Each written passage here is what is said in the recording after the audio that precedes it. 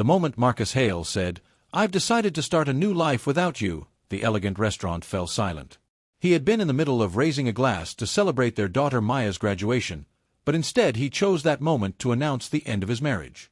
Every eye in the room shifted between him and Lorraine Hale, waiting for her to break, cry, scream, beg, or collapse. But Lorraine just smiled, calm and steady, as if she had prepared for this exact moment. "Thank you for your honesty," she replied softly. She leaned over and kissed Maya's cheek, whispering, "This day is still about you." Then she stood, smoothed her navy dress, and addressed the stunned guests, "Please enjoy your meal." With composed steps, she walked out, leaving 50 shocked faces behind her. Outside, the savannah heat wrapped around Lorraine, but she welcomed it.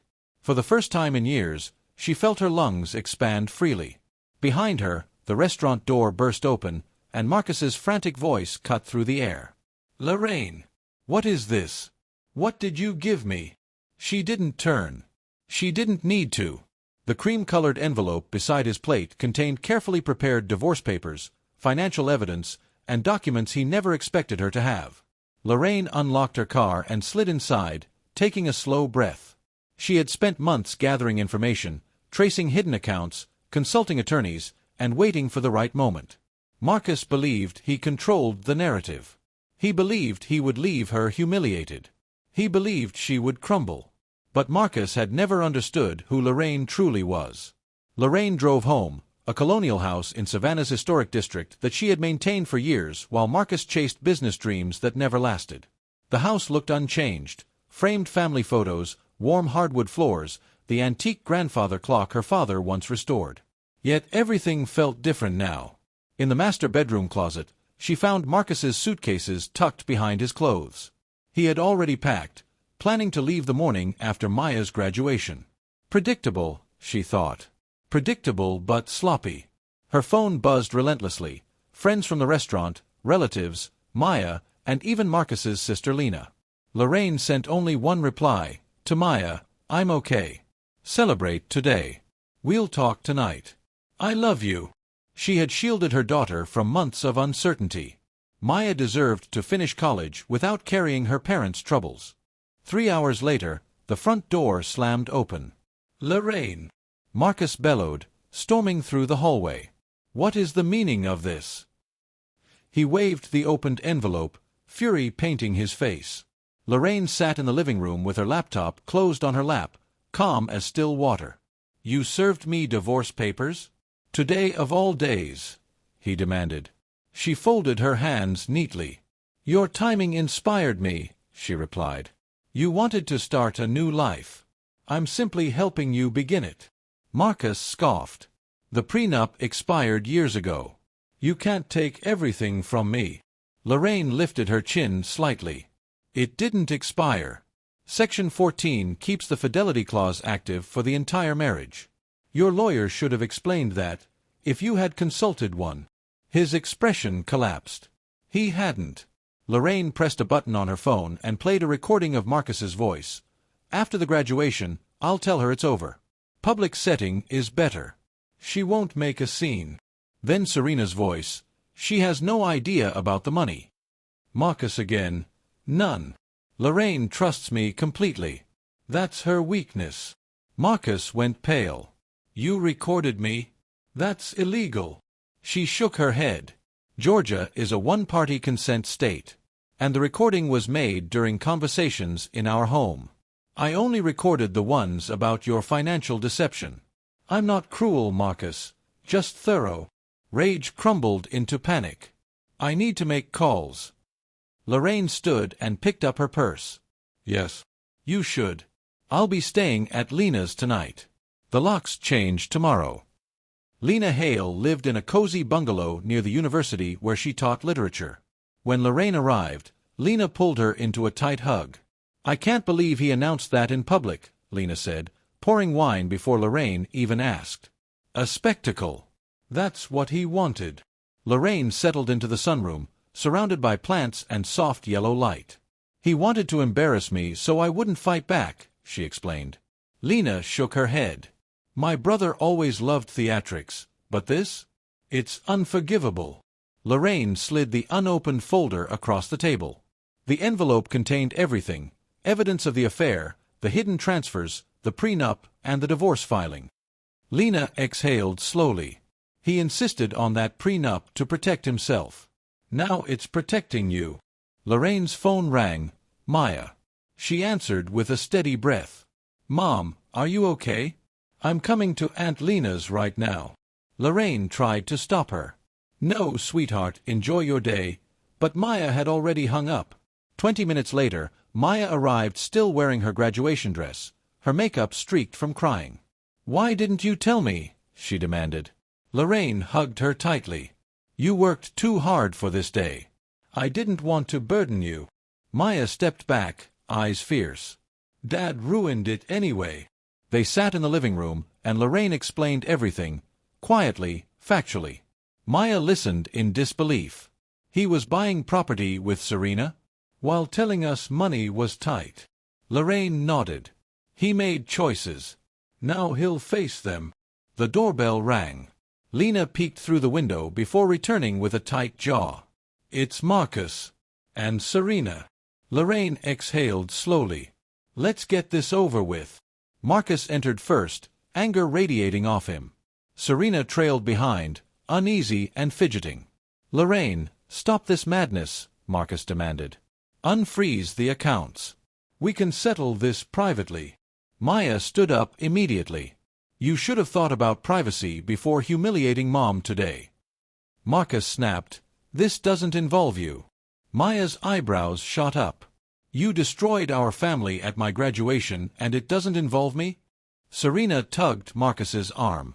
Maybe we should leave. He ignored her, stepping closer to Lorraine. 3 days without access to the accounts? What am I supposed to do? Lorraine remained seated. Manage. Serena's eyes narrowed. What accounts? What money? Marcus flinched. Lorraine calmly folded her hands. He didn't tell you about the private account he's been transferring money into all year? Serena's mouth fell open. Marcus. He glared at Lorraine. You're twisting everything. Lorraine shook her head. I documented every transfer. The judge will review them. Maya stepped forward, voice trembling but strong. How could you lie to us? I worked 2 jobs because you said we were struggling. Marcus turned desperate. Maya, relationships change. She cut him off. You betrayed Mom. And you lied to me. Please leave. For a moment, Marcus looked stunned. But Maya's face left no room for argument. He turned toward the door, Serena scurrying behind him. After they left, Maya collapsed beside Lorraine, crying softly. I've never spoken to him like that. Lorraine wrapped an arm around her. You stood up for what's right. That takes strength. Lena brought fresh glasses of wine, raising hers gently. To new beginnings. Lorraine managed a small smile. To begin, she echoed. For the first time in decades, she wasn't smoothing chaos or holding a crumbling marriage together. She felt something else, solid ground beneath her feet. She didn't know exactly what her future looked like yet, but she knew one thing with absolute certainty. She would build it herself, and she would never again apologize for choosing herself. 3 days later, Lorraine stood in a quiet courtroom beside her attorney, Philip Grant, a calm man with silver hair and steady eyes. Marcus arrived with a young lawyer who looked barely old enough to shave. The judge, a sharp woman with no patience for theatrics, reviewed the prenup slowly. This document is valid, she said. Marcus's lawyer stuttered. Your Honor, we believe the agreement expired. The judge lifted a brow. Section 14 clearly states it remains in effect for the entire marriage. Marcus turned red. He hadn't read it in years. The judge continued, evidence shows attempts to conceal funds. The freeze will remain until full financial discovery. Lorraine didn't gloat. She didn't smirk. She simply breathed, steady, controlled. Marcus slumped, realizing his escape plan had collapsed. Outside the courthouse, Marcus hurried after her. Lorraine, we need to talk. 28 years must count for something. She faced him with calm dignity. It did, until you decided it didn't. His voice cracked. I made a mistake. Lorraine's gaze remained steady. This wasn't a mistake. It was a strategy. You planned a new life while draining the old one. He wiped his face in frustration. Can't we fix this? Lorraine shook her head. I'm choosing peace, Marcus. And peace doesn't include you. She walked away, leaving him standing alone on the courthouse steps. For the first time, he looked small, like a man without a plan. Word of the divorce spread through their community quickly. Some friends called Lorraine, offering genuine support, while others called for gossip thinly disguised as concern. She kept her responses brief. Marcus and I are separating. I'm focusing on my future. Meanwhile, Marcus struggled. His business, which had relied heavily on Lorraine's management skills, began to falter. Clients grew uneasy. Bills piled up. And Serena, who once viewed Marcus as her ticket to comfort, drifted away. Lorraine heard from a former coworker that Serena had already begun dating a new man, a real estate developer, someone with stable money. Marcus had only illusions. Lorraine let the information pass through her calmly, without satisfaction. She had more important things to rebuild. Lorraine rented a small office downtown and hung a simple sign on the wall, "Hail Financial Transitions," her maiden name reclaimed. Her first clients were two women facing divorces of their own. They cried, vented, and whispered fears Lorraine once held herself. She guided them through understanding accounts, negotiating settlements, and securing independence. Helping them felt natural, almost healing. Word spread quickly. There was a woman downtown who could explain finances in a way that made sense, a woman who didn't judge, didn't rush, didn't scare. Lorraine found herself booked weeks in advance.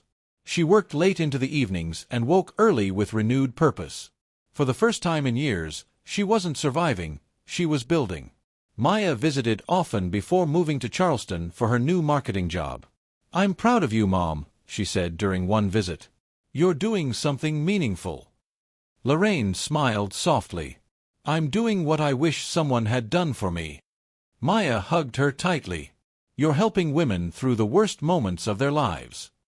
Lorraine brushed her daughter's curls back, and hopefully guiding them toward their best ones. Their bond deepened, rebuilt with truth instead of silence. Though Maya struggled with anger toward her father, Lorraine encouraged her to navigate it at her own pace. "Your relationship with Marcus is separate from mine," she reminded her gently. "But don't let his choices harden your heart." A month later, Marcus showed up outside Lorraine's office unannounced. He looked thinner, worn down. "Can we talk?" he asked. Lorraine stepped outside, arms folded. "What is it?" Marcus swallowed hard. "Serena left. The business is suffering." Lorraine held up a hand. "Your circumstances are not my responsibility." He blinked. "I just thought, after everything, maybe we could start over?" She shook her head. "You didn't destroy our marriage because you fell in love with someone else. You destroyed it because you underestimated me." Marcus stared at the sidewalk. "I never thought you'd leave." Lorraine answered quietly, "That was your first mistake." She returned to her office, leaving him standing alone again. The final divorce hearing arrived on a rainy morning. Lorraine wore a simple navy suit, her hair pinned neatly. Marcus walked in behind his attorney, looking defeated. The judge reviewed the evidence, the prenup, and the financial records. "The infidelity clause is binding," she said. Marcus's lawyer tried to argue, but the judge cut him off. "The contract is clear." The ruling awarded Lorraine the family home, 70% of their joint investments, and full rights to her retirement accounts. Marcus would keep his personal belongings, his struggling business, and the money in his private account, now significantly reduced by legal fees. The decision was final. Marcus's shoulders dropped. Lorraine remained still, dignified, relieved. After court, Marcus approached her one last time. "I ruined everything," he said quietly. "I know that now." Lorraine held his gaze. "I hope you find clarity," she replied. "But I'm not your path anymore." Marcus nodded slowly. "You deserve happiness, Lorraine." For the first time in years, his words felt honest. "Thank you," she said. She left the courthouse without looking back. It was not the ending she had imagined years ago, but it was one she accepted with grace. She drove home through the rain, the windshield streaked with water, feeling an unfamiliar weight lifting from her chest. Freedom felt quiet, not triumphant, but steady, like a door unlocking from the inside. Months passed, and Lorraine's consultancy flourished. She moved into a larger office and hired 2 associates, both women rebuilding their own lives. Her work extended beyond finances. She taught confidence, negotiation, and resilience. She held workshops where women cried, laughed, and shared stories of rediscovering themselves. Lorraine no longer felt like the shadow of someone else's dreams. She was the architect of her own. Maya visited whenever she could, beaming with pride. "It's funny," she told her mother one afternoon. "If Dad had been honest, he might have kept half of everything." Lorraine smiled.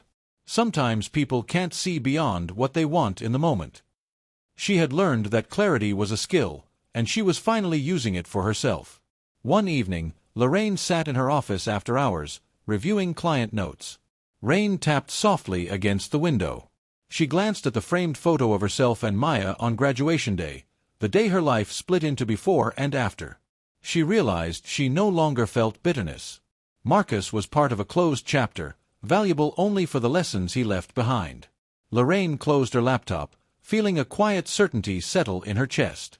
She had not just survived the collapse of her marriage, she had rebuilt herself stronger than she ever imagined. The woman who walked out of that restaurant months ago no longer existed. This new woman stood tall, unshakable, and ready for whatever came next.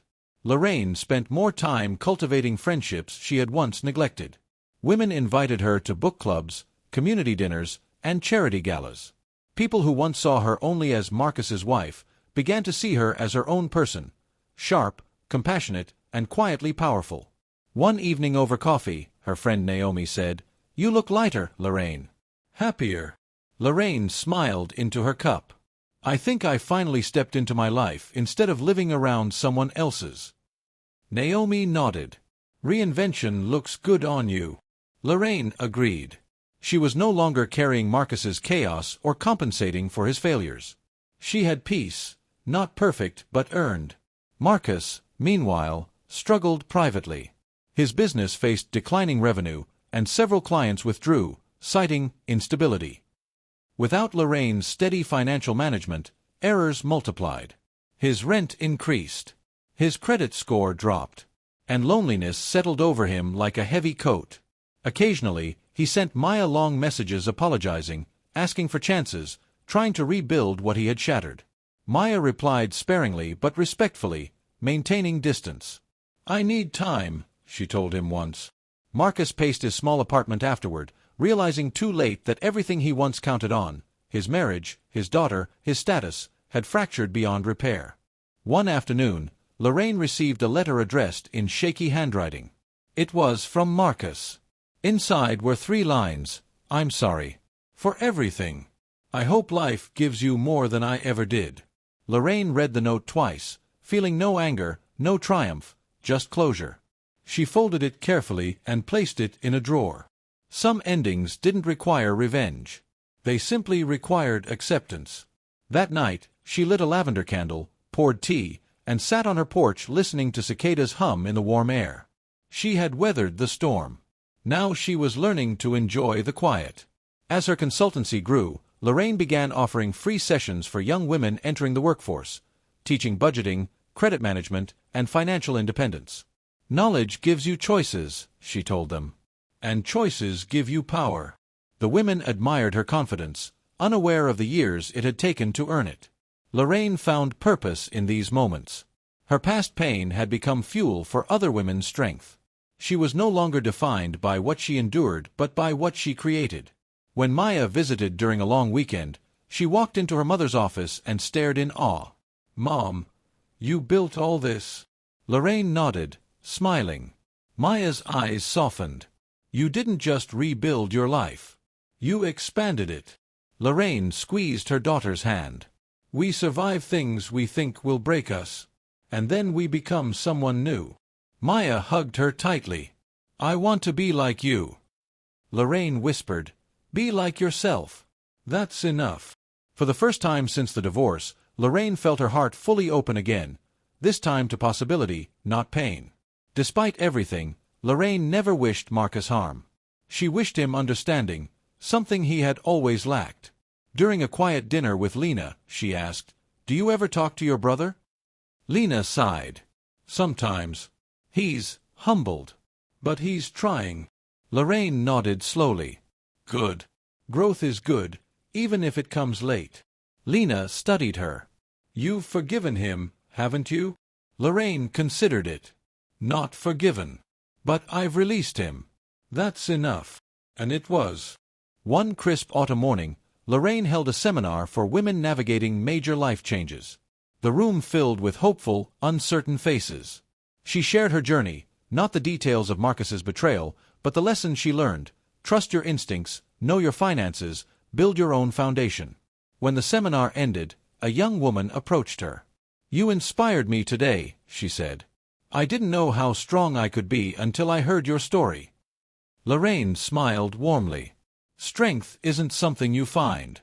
It's something you claim." After the seminar, Lorraine walked along the riverfront, watching boats drift lazily across the water. She thought about the woman she once was, quiet, accommodating, devoted to someone who took her for granted. That woman had loved deeply, worked endlessly, and sacrificed herself without noticing. Lorraine honored her past self, but she no longer lived from that place. She lived from clarity, from confidence, from choice. The breeze lifted her hair as she whispered to herself, "I'm free." Maya called that evening. "Dad asked if I wanted to have lunch," she said. Lorraine's voice stayed gentle. "How do you feel about that?" Maya hesitated. "I'm angry, but he's still my father. I guess I'm ready to talk." Lorraine smiled. "Then talk. Just don't forget your boundaries." Maya murmured, "I learned boundaries from you." After the call, Lorraine felt a calm warmth. Healing was slow, but it was happening for both of them. Marcus and Maya met at a small cafe. Their conversation was stiff at first, but eventually he said, "I hurt you. I hurt your mother. I can't undo it, but I'm trying to be better."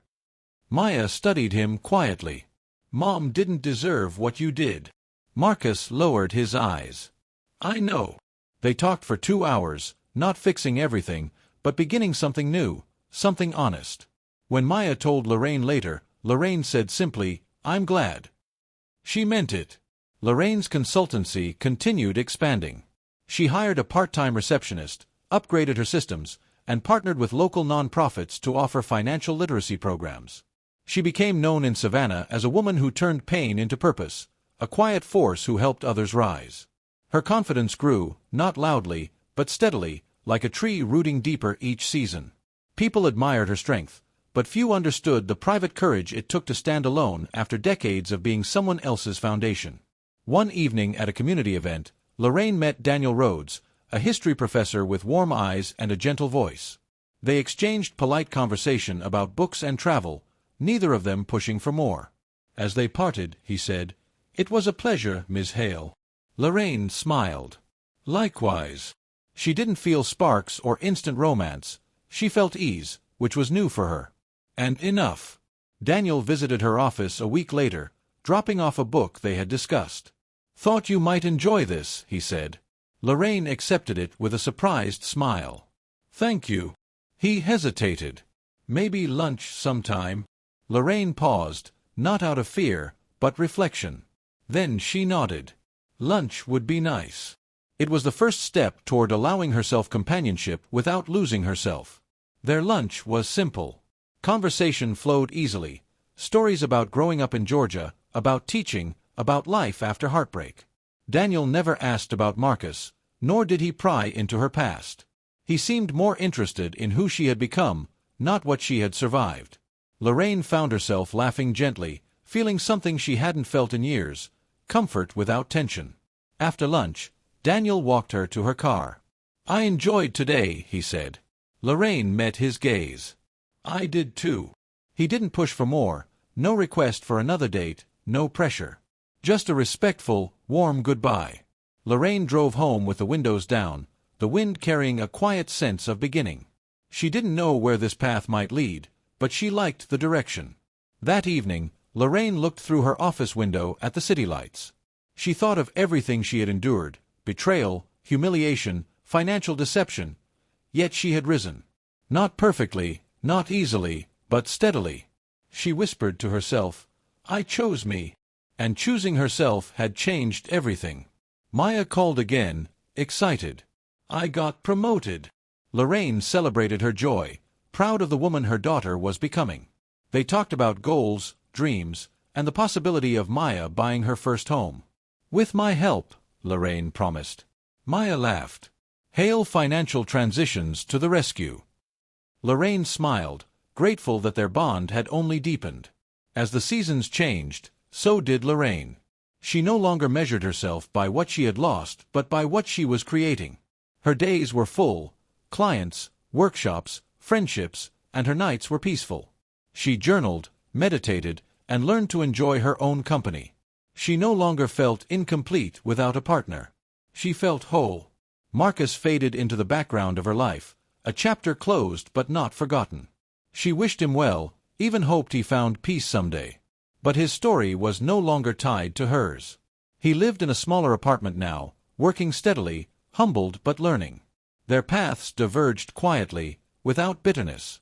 On a cool spring morning, Lorraine stood in her office doorway, watching sunlight spill across the floor.